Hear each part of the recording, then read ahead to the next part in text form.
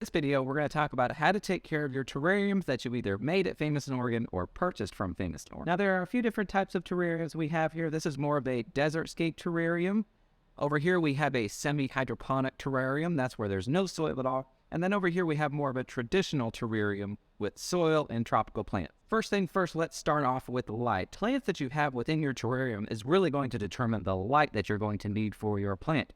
Luckily, we do have care videos for all the different types of plants that you will be putting in your terrariums or that you have put in your terrariums so that you can look up the light and care instructions for the specific plants within your terrarium. The tricky part with terrariums is, of course, the watering. Now, usually when we've talked about watering, with traditional method, a potted plant that has nice drainage coming out, you want to give your plant a full soak. I always talk about making sure all of the soil is saturated in between watering, which isn't going to be the case when it comes to your terrariums. That's because there's no drainage on terrariums. That's one of the things that makes a terrarium a terrarium. Now, in this semi-hydroponic setup, you're going to have water in the bottom here all the time, so that makes it really, really easy. The desert scape is also very easy because you're going to be watering so infrequently. I like to take a squirt bottle, a little spray bottle, and once all of the soil has dried out in the terrarium, I like to squirt some water around the base of the plant so that it can seep down into the roots. Wait till all of the soil is dry again and then be giving it your little misting.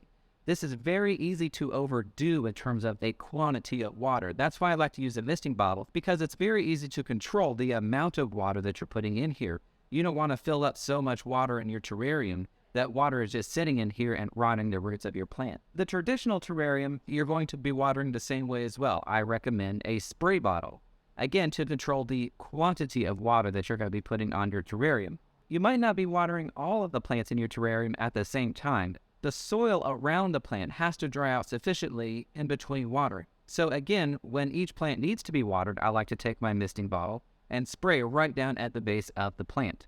That way the water is going into those roots, and if the adjacent plant doesn't need to be watered, it's not going to be getting any of that water, or at least very little of it. So that's kind of a safe fall and not over-watering all of the plant. Many people have questions about fertilizing your terrariums. I recommend putting some liquid soluble fertilizer within your spray bottle. When you're spraying and misting these plants, put some nutrients in there, and that's going to take care of your fertilizing problem. However, the same is going to apply as a regular potted plant. You only want to fertilize during the growing season, which generally speaking is going to be the spring to the summer months. Through the fall and winter months, you can just use clean water. Most common problems with terrariums are, of course, overwatering, and that's for obvious reasons. There is no drain, and you have to be very careful about that balance of getting the plant enough water to hydrate the leaves, but not so much water, again in terms of quantity, where the plant can't use that water up quickly enough and then the roots rot. A common problem is mold, especially if you have wood in your terrarium.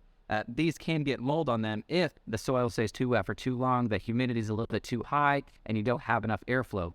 It's not going to hurt the plant to have a little bit of mold in there, so you can always just wipe it clean and try to increase the airflow to prevent it in the future. Last but not least, we'll talk about repotting. If your plants grow out of your pot, where you see the roots getting all gnarly and twisted around down near the bottom, it's a good time to repot your plant. You can put them in a new terrarium, or you can pot them traditionally. It's totally up to you. But that's going to do it for the care instructions for your terrarium. If you have any questions, please reach out in the comments below or on our Facebook customer group.